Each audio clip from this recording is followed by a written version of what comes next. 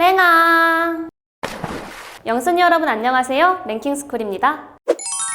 요즘 코로나 때문에 폐업하는 음식점들이 굉장히 많이 늘고 있죠? 너무나 좋아하던 음식점이 사라졌을 때의 슬픔은 말로 설명할 수 없을 정도인데요. 여러분은 아끼던 음식점이 폐업해서 좌절해보신 경험 있으신가요? 특히 그 중에서도 외국에서는 성행하지만 우리나라에서 유독 힘을 못 쓰고 폐업해버린 음식점들이 있다고 합니다. 오늘은 유독 한국에서 인기가 없어서 사라진 음식점 탑 3에 대해 알아볼게요. 3위 콜드스톤. 한때 베스킨라빈스, 나뚜루와 어깨를 나란히 했던 아이스크림 가게가 있었다는 거 다들 알고 계신가요? 이름하야 스톤콜드가 아니라 콜드스톤이 그 주인공인데요. 차가운 돌판 위에서 아이스크림과 재료를 직접 비벼서 만들어주는 아이스크림 가게입니다. 신선한 과일과 다양한 토핑을 직접 골라 자신만의 아이스크림을 만들 수 있는 점, 눈앞에서 섞어주며 퍼포먼스를 곁들여주는 점, 콘으로 만들어진 그릇까지 맛있게 먹을 수 있다는 점 등이 합쳐져 한때 높은 인기를 구가했는데요. 미국에서 1988년에 설립된 콜드스톤은 전 세계에 1,100여 개의 매장을 낼 만큼 큰 호응을 얻었습니다. 그 인기에 힘입어 2006년 CJ 푸드빌이 콜드스톤을 한국에 런칭하게 되죠. 하지만 수많은 아류작까지 만들어낼 정도로 잘 나가던 콜드스톤은 급격히 수가 줄어들고 결국 2015년에 한국에서 철수하고 말았습니다. 너무나 미국스러운 달고 진한 맛, 다소 비싼 가격 등이 그 이유가 아닐까 추측하고 있는데요. 커피빈을 운영하는 스타벅스에서 재도입해 다시 한번 국내 시장에 도전장을 내밀었습니다. 하지만 그들로서는 역부족이었던 걸까요? 코로나 유행, 미흡한 메뉴 개발, 마케팅 부재 등 다양한 이유가 겹쳐 현재 상수역점에만 남아있습니다. 어쩌면 콜드스톤의 마지막 국내 진출 도전일지도 모르니 여러분도 마지막 남은 콜드스톤이 사라지기 전에 한 번쯤 방문해보시는 것은 어떨까요? 2위 미스터 도넛. 이 귀여운 사자와 도넛 기억나시나요? 한때 전국을 폰데링 하나로 들썩이게 했던 도넛 3대장 중에 한 자리를 차지했던 미스터 도넛이 두 번째 주인공입니다. 기계로 나오는 도넛이 아닌 수제로 제작한 도넛으로 깔끔한 맛이 특징으로 정말로 기름에 튀긴 도넛이 맞냐는 의문이 들 만큼 기름기가 느껴지지 않았다고 하죠. 던킨을 퇴출시킨 일본의 1순위 도넛 매장이라는 홍보와 함께 야심차게 국내에서 던킨, 크리스피와 경쟁을 시작한 미스터 도넛이었지만 잘 나가던 것도 잠시 실적 부진에 시달리며 급속도로 매장이 줄어들기 시작합니다. 부진의 원인으로는 새로운 메뉴 개발과 마케팅이 미흡했다는 점, GS 리테일이 식품 사업을 해보지 않은 탓에 운영 노하우가 부족했다는 점, 특히 도넛을 직접 만드는 매장과 완제품을 공급받는 매장 간의 맛 차이가 컸다는 점 등이 꼽히는데요. 대구의 SDK2가 경영권을 이어받게 되지만 미스터 도넛의 본사 더스킨 홍콩과의 다툼으로 인해 상표권을 박탈당하게 됩니다. 그렇게 한국에서 자취를 감춰버린 미스터 도넛은 현재는 파네링이라는 이름으로 변경해서 단 2개의 매장에서 영업 중인데요. 미국에서 시작해서 미국에서도 던킨 도너츠에 밀리며 자리를 뺏긴 미스터 도넛이지만 일본이 본사를 인수하면서 아시아권에서는 대박을 내고 있다고 하는데요. 우리나라에서도 상표권 분쟁이 잘 해결되어서 다시 만날 수 있으면 좋겠네요.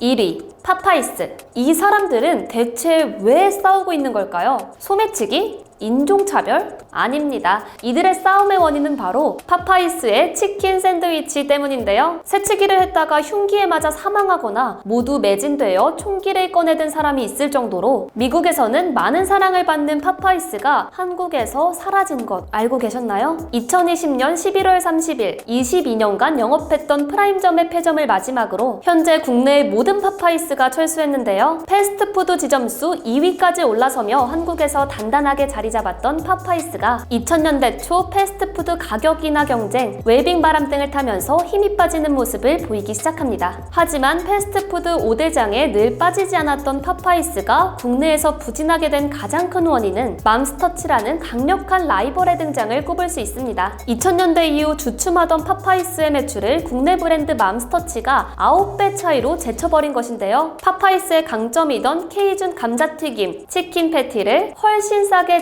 제공하는 맘스터치를 이길 수 없었던 것이죠. 결국 미국 본사에서 신경을 쓸 만큼 잘 나가던 파파이스도 그렇게 몰락하고 말았습니다. 만약 맘스터치가 미국으로 진출한다면 제2의 파파이스 사태가 일어나는 것은 아닐까요? 쉑쉑, 블루보틀, 타이거슈가 외국의 유명 프랜차이즈가 국내에 진출해 선풍적인 인기를 끄는 모습을 쉽게 볼 수 있죠. 그러나 매년 천여 개의 브랜드가 사라진다고 합니다. 좋아하시는 프랜차이즈가 있으시다면 오늘 한번 방문해 보시는 것은 어떨까요? 지금까지 랭킹스쿨이었습니다. 감사합니다.